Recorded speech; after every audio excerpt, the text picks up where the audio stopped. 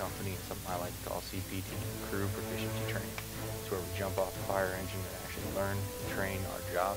This is basically what we're going to be doing, only EVE Online today. Today we'll be working on a passive shield tank Kestrel as well as some fitting basics. Hope you guys learned something.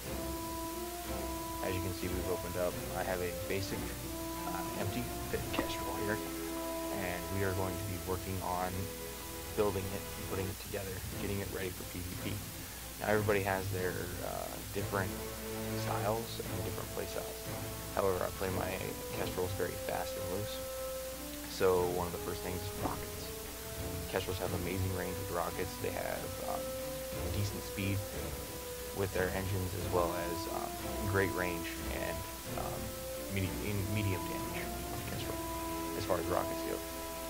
One of the problems is, in order to use Tech 2 rockets, you need to have 2 webs. However, with the new addition of tracking modulation modules for missiles, it might be possible to have a single web and be able to use bridge rockets now. I'm hoping this is the case, and I'm currently testing to make sure that this is actually viable. So the first thing we do is toss on our 4 rocket launchers. Kestrel is one of the only Tech 1 frigates that can throw on 4 rocket launchers. The Condor can throw on 3, but it has 4 high slots. It only has 3 hard points.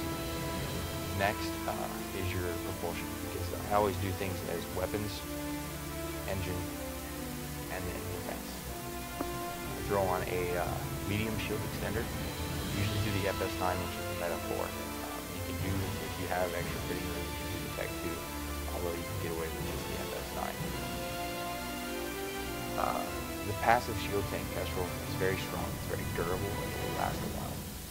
However, it has one drawback: drones. Drones are your enemy with a passive shield tank. You are unable to regen that health, as well as having to fight off 5 enemies as well as the ship itself. So Tristans are your enemy, Comets are your enemy, basically anything with drones.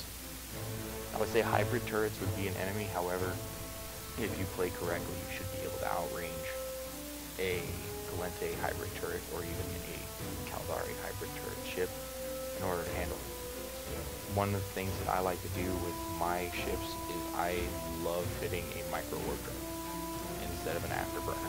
The reason why is I like to be able to counter kiters, as well as rockets on my Kestrel are 15 kilometers. That is the distance I can shoot with a rocket. 15 kilometers is enough to handle brawl fights where they scram you, web you, and you're in range. So you web them, and then you get the business. So an afterburner really isn't all that needed, because you want them to brawl. You want that micro so you can catch that Condor, catch that Tristan, catch that Executioner, get up on them and put the pain on them. Otherwise, they're going to be putting the pain on you, and it's a passive tank that does not work. You have to beat their damage. It's a damage race when you're a passive tank, and you're hoping to blow their charges if they're an active tank. And I usually go with, when I fit a web as well, I usually go with the X5. The X5 is more than enough on a Tech 1 frigate. It's cheap, it's extremely effective for what you need it for. As well as I put on a warp scrambler. Usually if money is tight, I go with the J5B. You can always go up to the Meta 4, which is the Feint. However, it's highly costly, and on Tech 1, which will probably not last forever, I would just go with the J5 and just make sure you overheat it whenever you actually get engaged into combat. So as you can see, I have my 4 rocket launchers, my web, my passive shield tank, my micro warp drive, and a warp scrambler. Basically, I'm fitting this up to be a fast ship, get up on the target, and get the business done. Next, we're going to be working on damage control. And damage control is needed for passive tanks because it ups your resistances. Those resistances are needed in order to basically mitigate more damage. Basically, like I said, a passive tank is, you want as much buffer as possible. You want to minimize the amount of damage that you're taking, as well as buff the amount of HP that your ship has in order to last that much longer, versus an active tank, whereas an active tank will have some resistances, but will be able to regen. But that regen is not forever. If you do a medium ancillary shield booster, you only have 9 charges with Caldari Navy. fit easy. So, damage control, as well as for more damage, I throw on a ballistic control system because more damage is nice, and with the damage race, you want it. Next, I toss around and I start thinking about my riggings. Riggings are needed because they're added ship bonuses. That's pretty much what they are. So when you are fitting your ship, Kestrel or whatever it is, it doesn't even have to be a Kestrel. What you want to look at is your current ship's bonuses. If you have a bonus to damage, you want to add on more damage, because that just ups that bonus and makes your ship stronger. When you're passive shield tanking your Kestrel, however, you want to always throw on an anti-EM screen enforcer, which you see me buying and equipping here shortly, as well as a defense field extender, which is more HP. So basically you're plugging your weak hole, which is EM for Caldari ship, and also extending your HP, which makes you tanky.